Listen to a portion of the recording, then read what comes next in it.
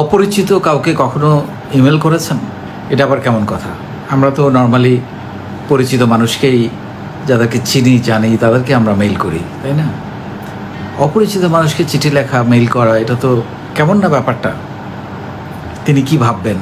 তিনি কি আমাকে অ্যাকসেপ্ট করবেন? এই প্রশ্নগুলো মাথার মধ্যে আসে। কিন্তু আপনি যদি আপনার বিজনেস বাড়াতে চান, সেল বাড়াতে চান, ইনভেস্টমেন্ট পেতে চান, আপনাকে অপরিচিত মানুষদের কাছে ইমেল করতে হবে। কীভাবে করবেন এই ইমেল? আপনি যেটা করবেন সেটা হচ্ছে, এরকম অপরিচিত মানুষদের প্রথমে হচ্ছে আপনাকে ডেটাটা কালেক্ট করতে হবে। এখন প্রশ্ন হলো, এই ডেটা কীভাবে কালেক্ট করবেন? এই ইমেল অ্যাড্রেস কীভাবে কালেক্ট করবেন? খুবই সহজ। গুগলে এখন সবই পাওয়া যায়। তারপরে আপনি কিন্তু বাজারে অনেক রকমের ডিরেক্টরি আছে, বিজনেস ডিরেক্টরি আছে, বিভিন্ন প্রতিষ্ঠানের ডিরেক্টরি আছে, সেক্টর ওয়াইজ ডিরেক্টরি আছে। আমি textile industries, garments industries, school, college, university বলেন, বাইং হাউস বলেন, তারপরে আইটি কোম্পানি বলেন, তারপরে আইটি কোম্পানিগুলোতে আবার ডিরেক্টরি আছে, আইএসপিএবি বলেন, বেসিস, ই কমার্সে যারা ব্যবসা করছে তাদের ডিরেক্টরি আছে, তারপরে বাক্য, বিসিএস, কম্পিউটার সমিতি, প্রত্যেকটা সেক্টরে কিন্তু ডিরেক্টরি আছে। আপনি সেগুলো কিনতে পারেন, অথবা আপনি একই জিনিস, গুগল মামা তো আছেই, গুগলে সার্চ করে সেক্টর ওয়াইজ আপনি যদি গুগলে সার্চ করেন, আপনি খুব সহজেই সেগুলো পেয়ে যাবেন। এবং সেখান থেকে আপনি প্রতিদিন, আমি বলবো, 100 ইমেল অ্যাড্রেস আপনাকে জোগাড় করতে হবে, এবং কোম্পানির প্রোফাইল সহ। এবং এখন তো প্রত্যেকেরই ইমেল অ্যাড্রেস পেলে ওয়েবসাইটে খুব সহজেই তাদের যাওয়া যায়। অনেক সময় ওয়েবসাইটে গিয়ে তাদের সম্পর্কে জানা যায়। কিন্তু আপনার ইন্টারেস্টের জায়গাটা খুঁজতে হবে। একটা হচ্ছে আপনি আপনার প্রোডাক্ট বা সার্ভিস কাদের কাছে সেল করবেন, বা কাদের কাছ থেকে আপনি বিনিয়োগ চাচ্ছেন। বিনিয়োগ চাইতে হলে আপনাকে ডেফিনেটলি যারা ইনভেস্টর, যারা ভেঞ্চার ক্যাপিটালিস্ট, তাদের কাছেই আপনাকে যোগাযোগ করতে হবে, তাই না? আপনাকে অন্য জায়গায় যোগাযোগ করলে তো হবে না। সো সেটা হচ্ছে এক ধরনের। আরেকটা হচ্ছে, আপনি সেল বাড়াতে চান, মানে আপনি যদি সেল করতে চান, তাহলে আপনার কাস্টমার কারা, তাদের সেক্টরগুলো আপনাকে খুঁজে বের করতে হবে, তাই না? যেমন আমি ইন্টারনেট নিয়ে কাজ করি, সো আমার কাস্টমার কিন্তু সবাই, বাংলাদেশের সব সেক্টর আমার কাস্টমার। সো এরকম আর কি, আপনার যে প্রোডাক্টটা সেটার কাস্টমার যারা, তারা। তারপরে ধরেন গুগলে আপনি ধরে ধরে সার্চ করে, সেক্টর ওয়াইজ সার্চ করে একটা তালিকা করতে হবে, করে প্রতিদিন আপনি 100 জনকে ইমেল করবেন। 100 জনকে ইমেল করলে আপনি হয়তো একজন রিপ্লাই পাবেন, অথবা পাবেন না, তাও করে যান। পরের দিন বা পরের সপ্তাহে বা পরের মাসে ওই আবার পুরনো থেকে কয়েকজনকে আবার মেল করবেন। মানে একজনকে আপনি জীবনে কোনো একদিন মেল করেছেন, তারপর আর তার কোনো খোঁজখবর নিলেন না, এতে কিন্তু কাজ হবে না। আপনি মানে এরকমভাবে ক্যালেন্ডারটা সাজাতে হবে সারা বছরের, বা 3 মাসের, 6 মাসের, যাতে মাসে অন্তত 1টা বা 2টা মেইল সে পায়, এবং সে বোঝে যে আপনি সিরিয়াস।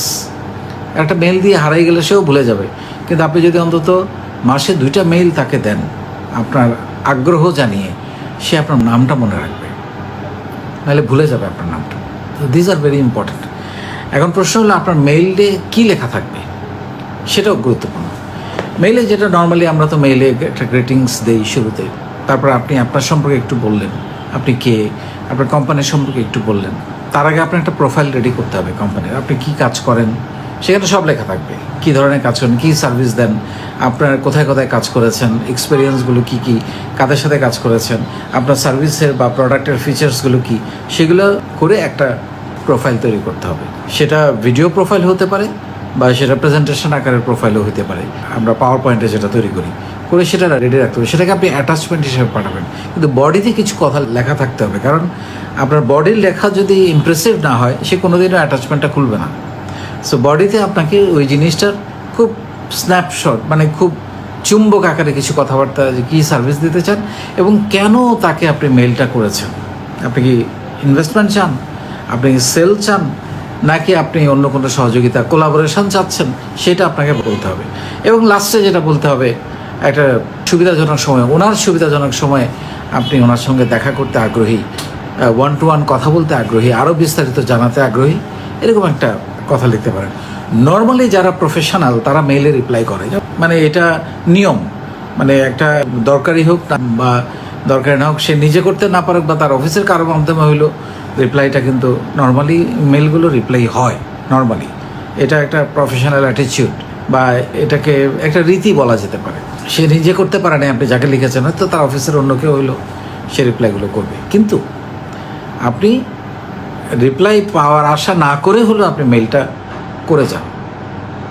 সবাইকে মেল করতে থাকেন, অপরিচিত জনকে আপনার কোম্পানি সম্পর্কে জানাবেন, আপনার বিজনেস সম্পর্কে জানাবেন, আপনার সার্ভিস সম্পর্কে জানাবেন, আপনি তার সাথে কোলাবোরেশন করতে চান সেটা জানাবেন, তার সাথে স্ট্র্যাটেজিক পার্টনারশিপে যেতে চান সেটা জানাবেন, তার কাছে আপনি টাকা পয়সা চাচ্ছেন বা ইনভেস্টমেন্ট চাচ্ছেন সেটা জানিয়ে। সো এরকম প্রোফাইলগুলো আপনার রেডি করে এটা করতে হবে। এবং সোশ্যাল মিডিয়া যতগুলো আছে, Facebook, LinkedIn, Twitter, YouTube, Instagram, LinkedIn, সবগুলা, স্ন্যাপচ্যাট এবং আপনার ওয়েবসাইট, সব জায়গায় আপনার প্রোফাইলগুলো, আপনার তথ্যগুলো, কোম্পানির তথ্যগুলো আপডেট থাকতে হবে। টাইম টু টাইম এটা ফিডব্যাক দিতে হবে, আপনি কি করছেন, কোথায় যাচ্ছেন, মানে আমি বলছি কোম্পানির ফিডব্যাক, কোম্পানি কোথায় যাচ্ছে সেই জিনিসগুলো। সেখানে কোম্পানির ব্যক্তিগত বিষয়গুলো না থাকাই ভালো, কোম্পানি প্রোফাইলে শুধুমাত্র কোম্পানির বিষয়গুলোই থাকবে।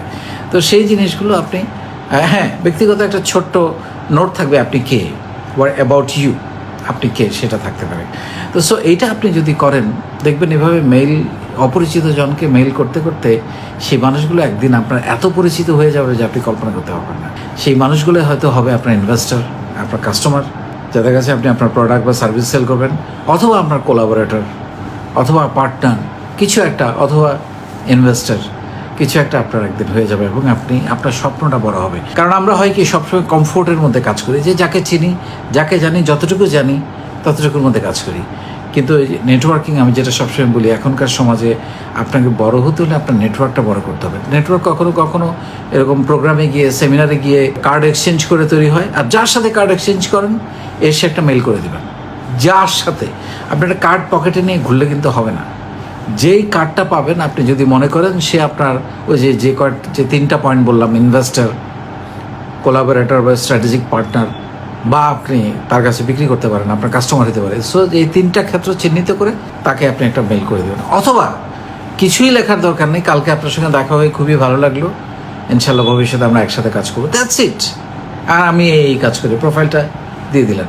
সো এই কাজগুলো আমরা অনেক সময় আমরা কার্ড এক্সচেঞ্জ করি, আমরা ভিজিটিং কার্ড বলি বা বিজনেস কার্ড বলি, আমরা এক্সচেঞ্জ করি, কিন্তু কার্ডটার ব্যবহার করতে হবে।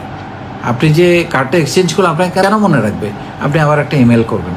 সো এই জিনিসগুলো আই হোপ আপনারা যদি করেন, বক্সের বাইরে চিন্তা করি। আমি আবারও বলছি, আমরা সবসময় ভাবি আমরা যাকে চিনি, যাকে জানি তাকেই আমরা শুধুমাত্র মেল করব, না।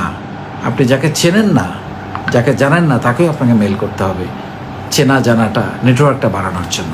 এবং সেখান থেকে আপনি হয়তো আপনার স্বপ্নের কোনো একটা ঠিকানা, বড় ঠিকানা পেয়েও যেতে পারেন।